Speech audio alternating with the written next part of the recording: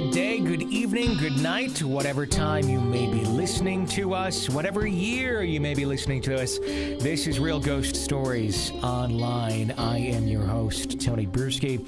Welcome to episode number 2.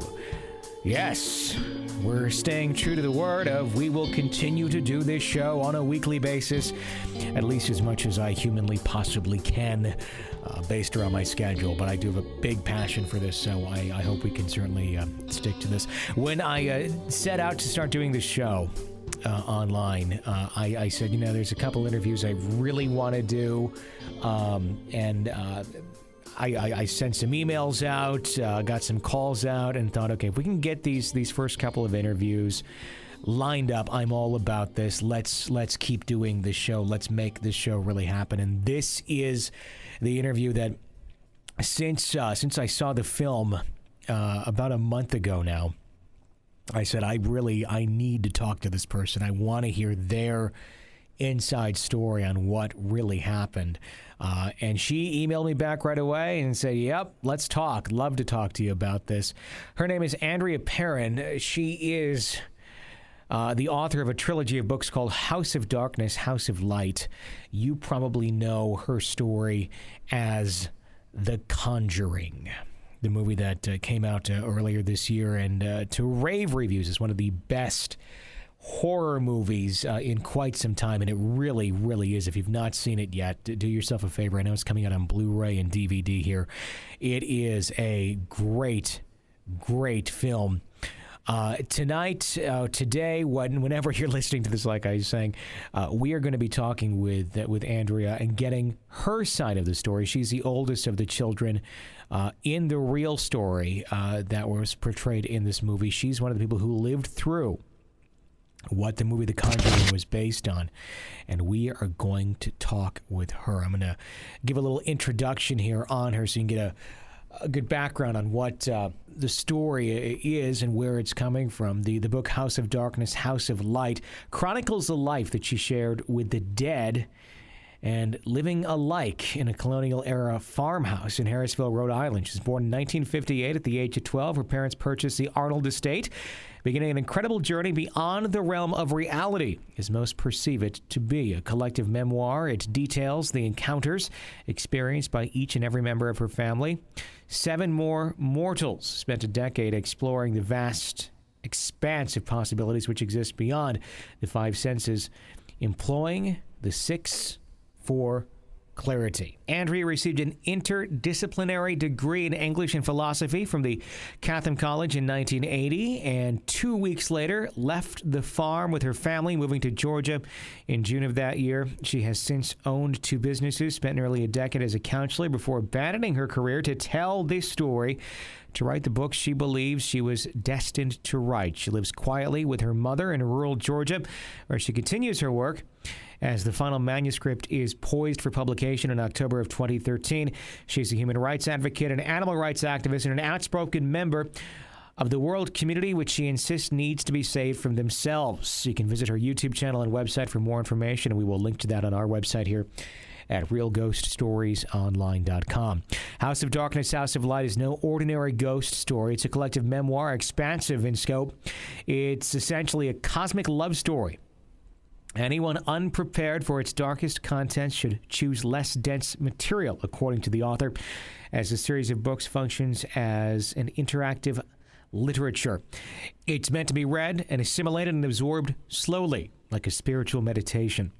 It takes the reader on a decade-long journey through the darkness and into the light of higher consciousness, imbuing the participating reader with a heightened level of awareness in the process. No one leaves its pages unaltered by the experience, as was the family who had the encounters originally. The Perrin family purchased their farmhouse in 1970 and spent the next 10 years discovering that good and evil are in a perpetual state of war, and there is something beyond our mortal existence. It poses far more questions than answers and forces the reader to ponder some uncomfortable concepts. Andrea describes the place as a portal cleverly disguised as a farmhouse. It's a place where time and space stand still and become irrelevant to the encounter shared space. It's a window into the past and future alike, a point of empathy for those who are capable of comprehending its contents. Death is not an end and may in fact be only the beginning. The Perron family waited more than 30 years to tell their tale of darkness and light.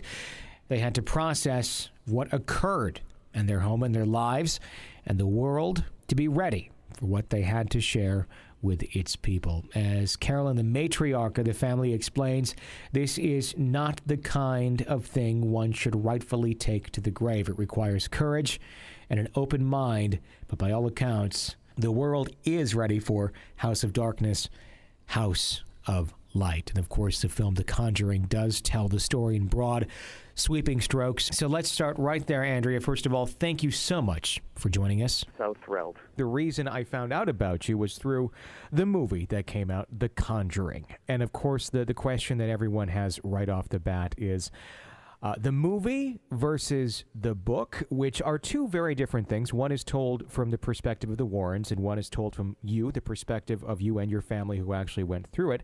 But of course, the thing that everyone's going to remember initially is very likely the thing that brought their interest was the movie itself. So let's just start off by dispelling the differences between what Hollywood put on the screen and what you and your family actually did go through, those discrepancies, before we get into more of discussing what actually happened in that house and with your family. Okay. First of all, I'd like to say that I thought that the movie was absolutely beautiful. It was just a delightful and informative film. It was a heart-wrenching film. It had so many different elements of our story in it, and yet it didn't tell a single scene from the books, not exactly. Okay. And the reason for that is that the Warrens, Mrs. Warren, provided them with a plethora of information. And I gave them a great deal of information, the producers I'm speaking of. And in the process of doing that, they had more information than they could possibly work with to put the story together on film. They couldn't compress 10 years' worth of experience, evidence, or investigation into a 2-hour film. And so what they did instead was they cherry-picked from this batch of information and that batch of information and came up with a third story. Okay. So there's nothing in the film that actually happened exactly the way you see it in the film. Okay. Some of the discrepancies are, first of all, they've got Bathsheba Sherman killing her child in 1863. She was already an old woman and beyond childbearing years in 1863. There is no evidence anywhere that we could find ever that she was a practicing witch. Okay. And the thing that's most disturbing about that is the folks out there, what I call the lunatic fringe, who took this story so seriously because, of course, if it's in a movie, it must be real, and decided to go up to Harrisville, Rhode Island, and desecrate her tombstone. Wow. So, unfortunately, it's in pieces now. It stood since 1885 when she passed away, and now it will have to be restored or replaced because someone thought that it would be a good idea to bash it to pieces. Very disturbing. Yeah. It's what I feared. It was my fear. Sure. That the film would have this impact. The witch story that the movie attached to it, does that originate with the movie putting that in there for the movie purposes, or was that an urban legend, for lack of a better term, surrounding Bathsheba before the movie came out? Well, I would say that it's more of a rural legend. Rural legend, okay, sure. And it was because in the early 1800s, when a baby died in Bathsheba's care, it was found to have a needle impaled in its skull when the body was examined, and the autopsy that took place said the baby died from convulsions. There's no proof that it was her own child. and there was an inquest held in Chepachet because at the time Burrillville was not even an incorporated town. And so in the next town over or beneath it is Gloucester, Rhode Island, and the town seat is Chepachet, and that's where the inquest was held. There was no evidence to back up the suspicion that she might have claimed this child's life, and the judge dismissed it. But in the court of public opinion, she was tried and convicted and lived a miserable life with this hanging over her head her entire life. When she did marry, she was Bathsheba Thayer, and when she married Sherman, she had 4 children, and 3 of them died before the age of 4 years old. You know, this was a time when infant mortality was through the roof. Sure. And so only 1 of her children survived to adulthood. So, of course, judgment was probably placed upon her by all those surrounding as the other children she had passed, thinking, well, there's more to it than them just passing, although very likely it was just them passing because of the infant mortality rate. Well, part of the reason why I included all of this information to the best of my ability in 3 volumes was as a cautionary tale that, be careful what you say about other people. Be careful what you say. Words can be weapons, and they were used on her in life and afterlife. So the reason that I wrote the book was to dispel what I could of rumors that still swirl about this woman, hundreds of years later. And it's not fair to, would any of us want that? No, would any of us want that kind of blight on us? But she really struggled in life, and according to the one man that we met when we moved to the farm, who was an abutting landowner, he knew her when he was a boy, and he said that she was a bitter, hateful, vindictive old woman, that she was very cruel to the farm hands at the farm, that she was just hateful. And I have to wonder, is her transition into that mindset because of how she was treated? The word on the street was, back in the early 1800s, that she had committed infanticide and sold her soul to the devil for eternal youth and beauty, and that baby was the sacrifice. It wasn't that far past the time that women, by accusation only, were being murdered in Salem, Massachusetts. Sure. So this is serious business when an accusation can cost you your life. Yeah. So that's why I spend a great deal of time going through that story in all 3 volumes. Okay. Not to belabor the point, but there is no evidence that Bathsheba Sherman was a witch or that she ever killed anyone. Okay. The other thing is the way that they set it up in the film. They made it seem as though the Perrin family was just a bunch of godless heathens, and that the devout Warrens came in and swooped in and rescued us. And that really isn't the case. They did their best. They tried their hardest to intervene on our behalf as a family, but their presence in the house really stirred things up even more. And the fact of the matter is that we were all born and raised Catholic, and all of us were baptized into the church, and we went to church regularly as a family, and the Catholic Church turned its back on us. It wasn't the other way around. So that's a point that really needs to be clarified. The most important that I can say on behalf of my family is that my mother would never, ever have done anything to hurt any of her children, ever. And the implication in the film is that she was possessed by this demon spirit who was convincing her to start killing off her own children. That couldn't have been further from the truth. Not possible. What was your mother's opinion of that portrayal in the movie? My mother hasn't seen this film yet. Oh, she hasn't? And I don't know if she ever will. Okay. I don't want to expose her to what is a very, very intense scene, and yet what actually really happened, there was no exorcism in our house. Mm-hmm. There was a seance that the Warrens initiated. They brought a priest, they brought a medium, and an entire technical crew with them. Mm-hmm. It did not happen in the cellar. It happened in the living room, the dining room of the house, above on the first floor. And what happened was actually so intense that they toned it down for the film. Really? Yes. So the scene where the exorcism takes place, it really was actually portraying the seance that occurred, not an exorcism. Right. Okay. Right. And so the whole series of events that led up to it, it was a perfectly calm night.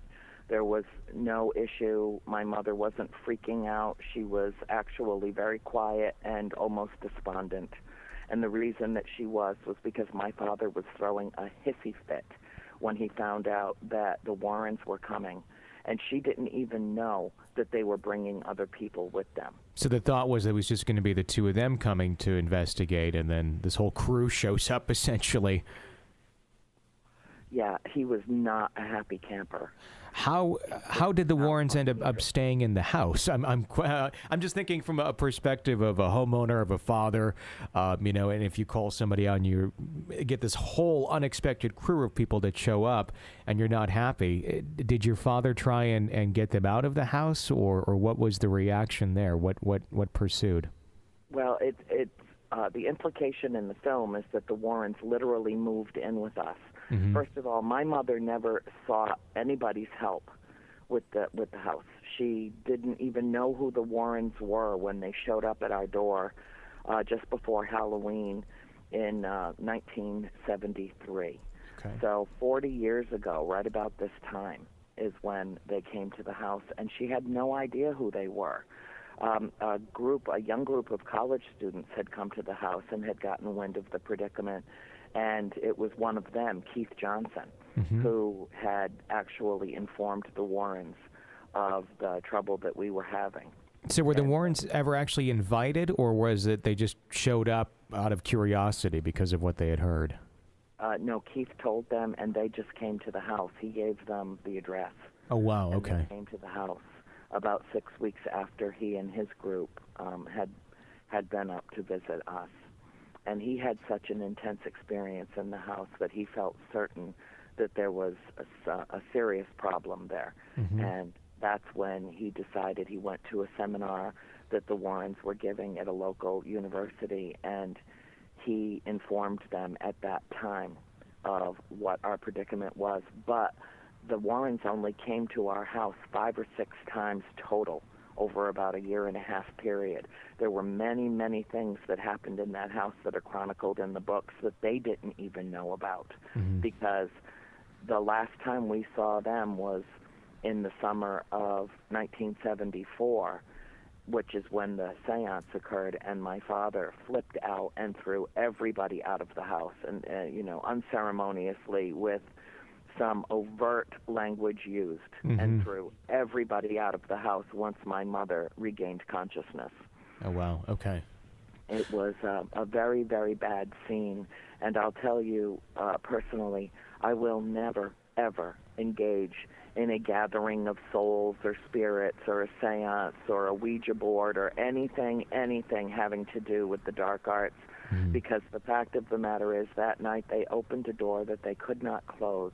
Mm-hmm. They opened a door, and it's like I often say to people, it's akin to living in Brooklyn and throwing open the doors to your brownstone and then standing on the street and telling everybody that passes by that your house is open. Yeah. It's the same mindset. You're just inviting trouble. Yes, it is. It's begging for it. And in the process, it turned into a fiasco, okay. because they could not control what happened. The medium collapsed on the table. Ed Warren, when my mother was tossed literally from one room into the next, a good 20 feet away, and I heard her head hit the floor of the parlor, my father leaped out of his chair and went to leave to go to my mother immediately. Ed Warren grabbed him by the arm to try to stop him from intervening on her behalf, and my father turned around and punched him squarely in the face and took him to the floor. Wow. It was very ugly. I want to hear more about that night, but let's build up to that a little bit. Let's talk about some of the events that occurred that led up to that night and then the pursuing years after that, because obviously the movie kind of portrays it as you lived there for a little while and moved on, which is certainly not the case. No, not at all. In reality. Before we move on to the next subject, is there anything else you wanted to dispel about the differences between the movie and reality? Any of the big points that you want to get out there for our audience? Well, I would say that the most important thing is that the film got it right in many respects. And in the broad strokes, they really painted a beautiful picture of our family. And what they told was a story of the Perrin family enduring an extreme haunting, and in the end, in the analysis of it, the love that we shared conquered the fear, and good conquers evil. I think those are the most important messages in the film, and I think that it really is very educational. Keep in mind that this film was originally designed to tell the story of Ed and Lorraine Warren. That's why it starts with them, with the Annabelle doll and the nurses in Hartford, Connecticut. Sure. And that's a story, too. That's one of the first major investigations that they conducted. And somehow it got weaved into our story, but the Annabelle doll had nothing to do with our family at all. Sure, no, not at all. That was a separate, distinct issue. But it also led into the story about our family. So, because ours was the next, and then remember at the end of the film, they got a call about a house in Amityville. I laughed out loud in the theater when I heard that line. So I'm like, oh, there we go. And there it is, yes. Yep, that's where that's... I wanted to ask you about this, and this is something I already know the answer to, but I know it's going to be that's the most common question you get, I know. But I thought let's throw it out there right at the beginning, just so we can get this question answered in our listeners' minds so they can really grasp the rest of your story and the rest of this interview. And of course, that question is you can ask it for yourself, I'm sure you know. What made your family stay in the house for as long as you did after these things started occurring? It is the question that I hear most frequently. I actually even asked it on the FAQ page. Answered it on the FAQ page of my website because I hear it so much. Sure. But my favorite take on it is, what the hell is wrong with you people that you stayed there for a decade? Yeah, that's not how I would prefer to ask that question, because there's obviously a lot more to it. You don't want to be accusatory because everyone has a story and everybody has reasons for what they do. I would love to hear, and I have heard your story before, but for our audience and our listeners, why is that? What would be the reasoning that your family stayed there for so long? Well, my mother found the house in June of 1980. The moment she saw it, she knew it was home, and it was where our family belonged. A few days later, my father came back from a business trip, and we all got in the car and went up to the farm to see it for the first time. All of us had the exact same reaction. This is the most beautiful place on earth. We want to live here forever and ever. It was instantaneous love. It was the law of attraction. There were so many different elements to it. And yet, in all the times that we visited dear old Mr. Kenyon, who was actually selling the property to my parents, none of us ever had any kind of supernatural encounter on the property, and we were all over it. It was like we knew the place. All of us knew the place from the moment we got there and didn't want to go back home to Cumberland. Wow. We wanted to stay and just move in with Mr. Kenyon. So it was a very compelling attraction that our family had to this place. And I'll follow that up in a moment. Okay. However, when it took about 5 months to negotiate the sale, the surveys, the inspections, the everything, the pulling the money together, it was a huge, huge investment compared to our little Cape Cod in Cumberland. That had to be sold. There were so many complications. Everything fell perfectly into place for us to go to the farm. And they closed on it at the beginning of December of 1970. We didn't move in until after Christmas. And that was when we had our first experience. The day that we were moving in, 4 of the 5 of us children had our first supernatural experience in the house. But all of us just passed it off as we must have been seeing things, or, you know, whatever that was. Okay, it was chaos. We were moving into a new house in the middle of a snowstorm. There were people everywhere. Sure. It was chaos. What was that first experience that you had in that house? The first experience was seeing a full-body apparition in the dining room who was fixated and watching Mr. Kenyon pack the last of his belongings from the china cabinet that was in that room. And I saw him as a full, complete body, solid body.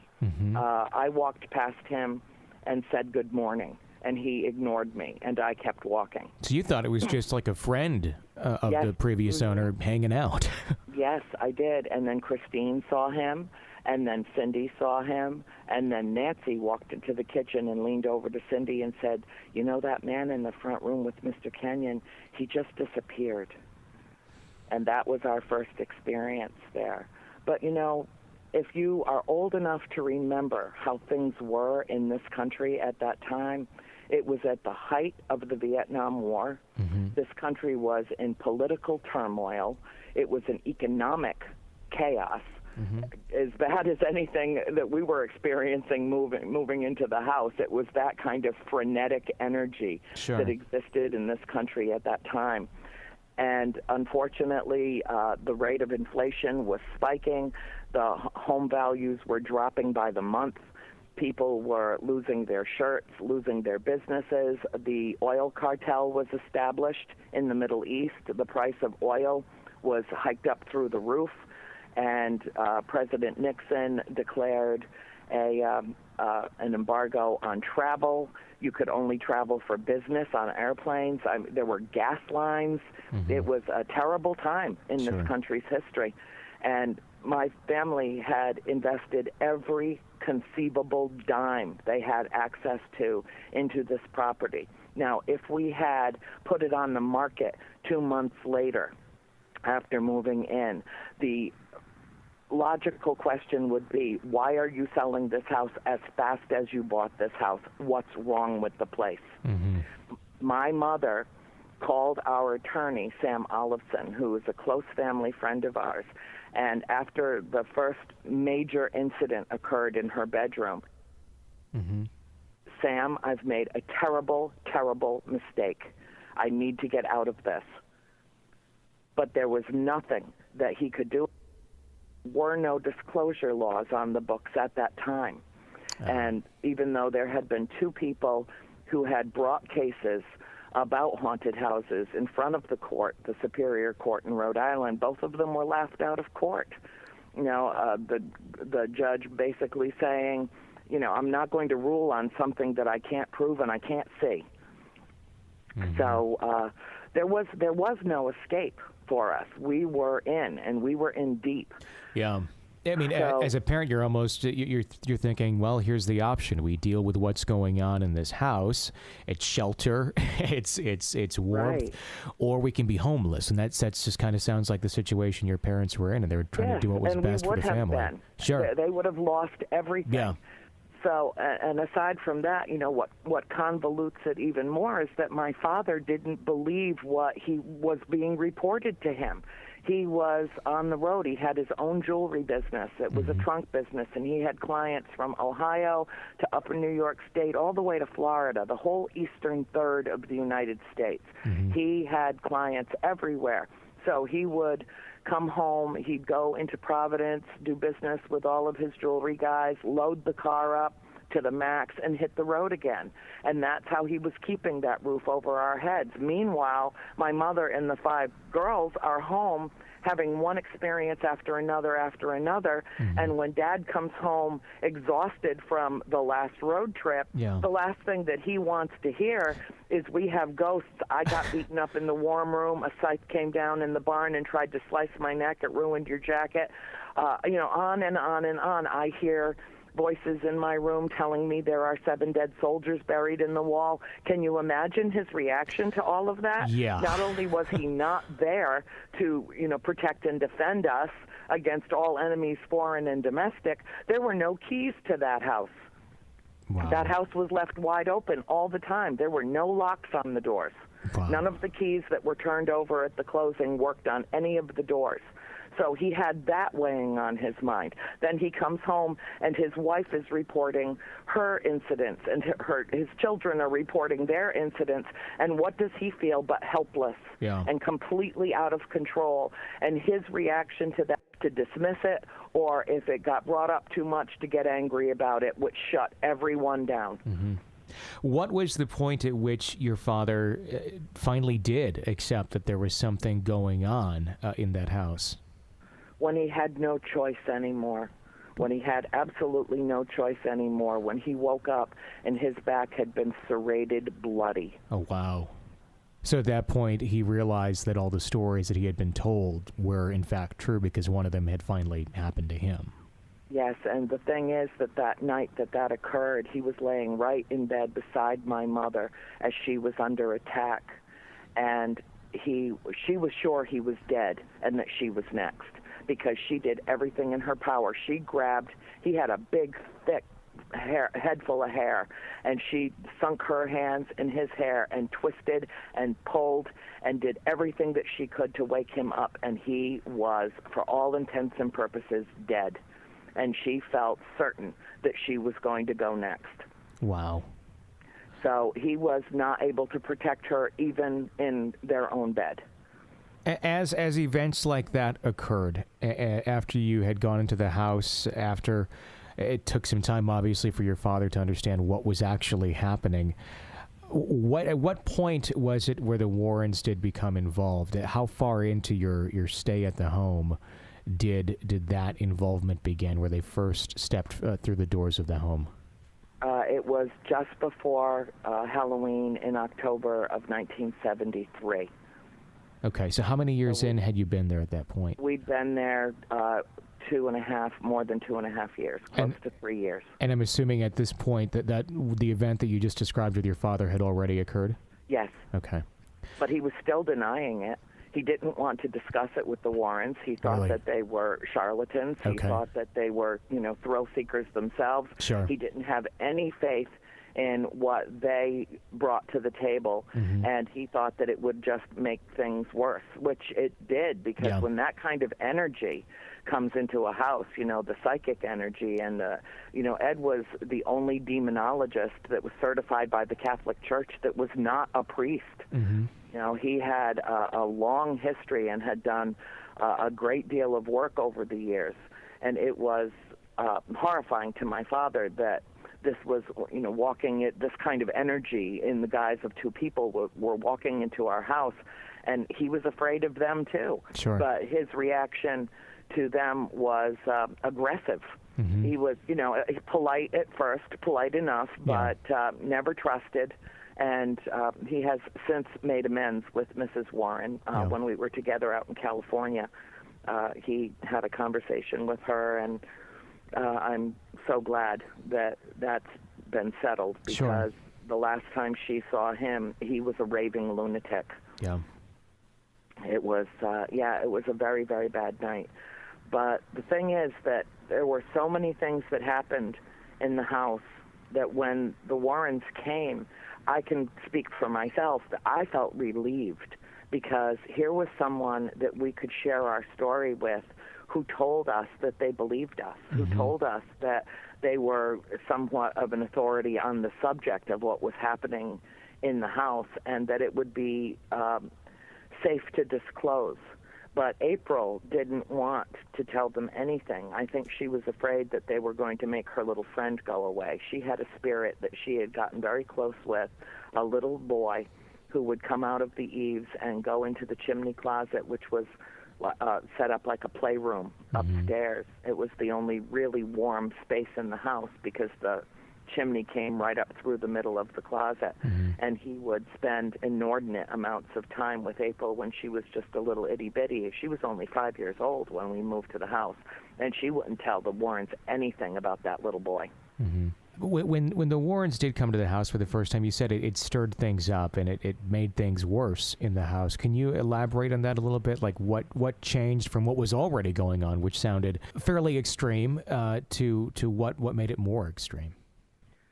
Well, let me start with this. When Mrs. Warren walked into the house, she walked over to the black stove. She knew nothing about the history of the house. She knew nothing of our family.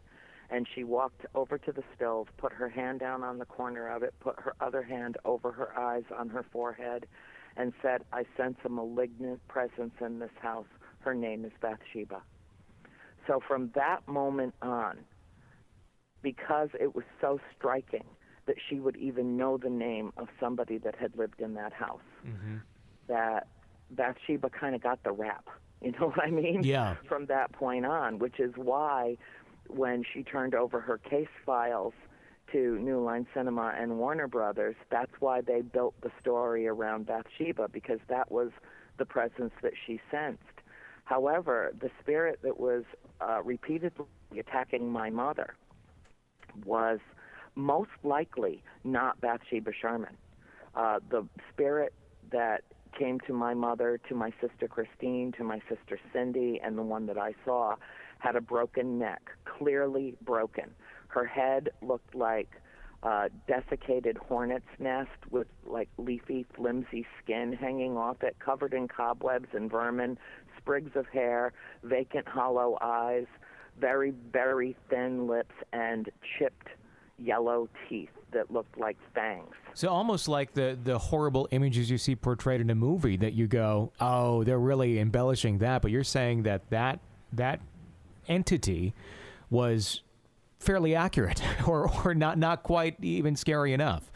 Not quite even scary enough. Wow. Yes.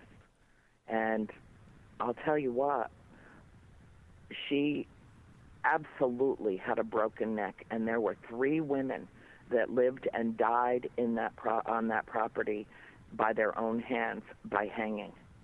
3 of them. Mrs. Arnold in the barn, Susan Arnold in the boarding room, and there was one more, I can't, her name's escaping me at the moment, that hanged herself with a skein of yarn in the house. Is there any suspicion as to which one it may have been, or is that essentially the only evidence you have of the hangings and someone who would have had a broken neck on the property?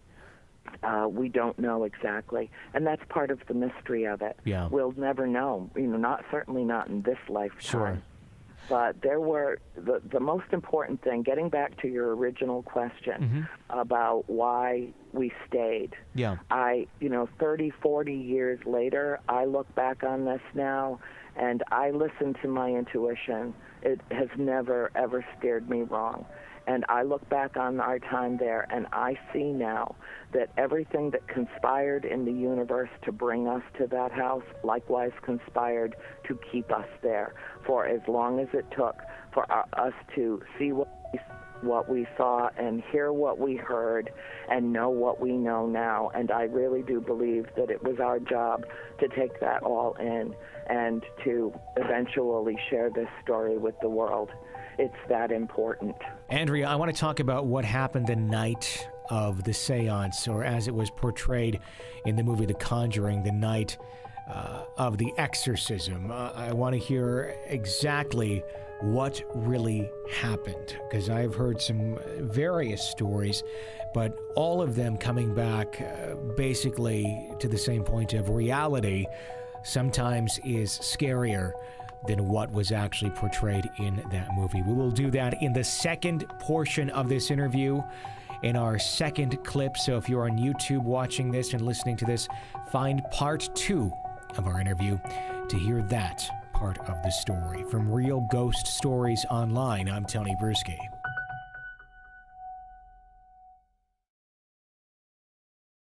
Collective memoir. It details the encounters experienced by each and every member of her family. 7 more mortals spent a decade exploring the vast expanse of possibilities which exist beyond the 5 senses, employing the 6-4 clarity. Andrea received an interdisciplinary degree in English and philosophy from the Catholic College in 1980, and 2 weeks later left the farm with her family, moving to Georgia in June of that year. She has since owned 2 businesses, spent nearly a decade as a counselor before abandoning her career to tell this story, to write the book she believes she was destined to write. She lives quietly with her mother in rural Georgia, where she continues her work as the final manuscript is poised for publication.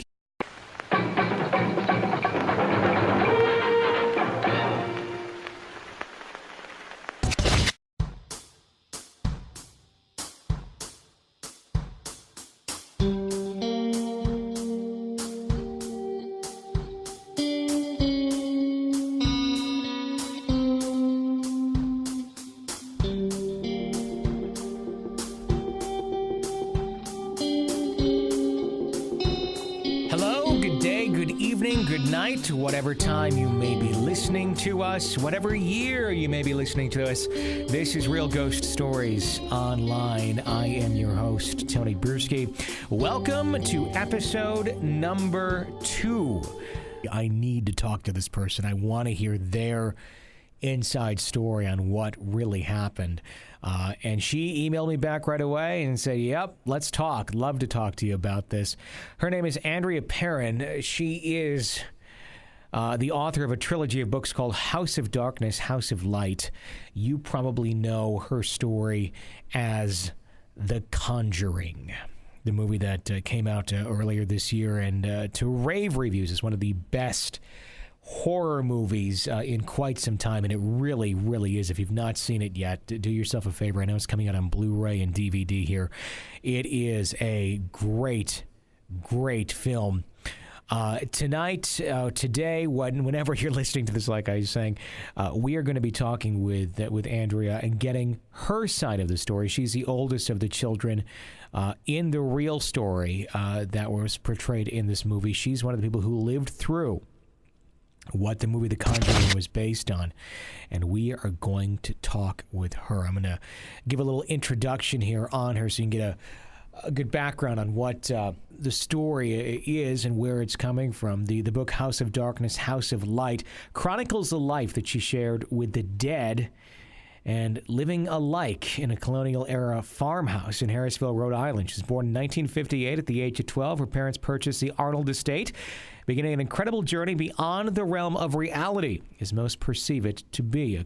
Yes, we're staying true to the word of we will continue to do this show on a weekly basis, at least as much as I humanly possibly can, based around my schedule. But I do have a big passion for this, so I hope we can certainly stick to this. When I set out to start doing this show online, I said, you know, there's a couple interviews I really want to do, and I sent some emails out, got some calls out, and thought, okay, if we can get these first couple of interviews lined up, I'm all about this. Let's keep doing this show. Let's make this show really happen. And this is the interview that since I saw the film about a month ago now, I said I really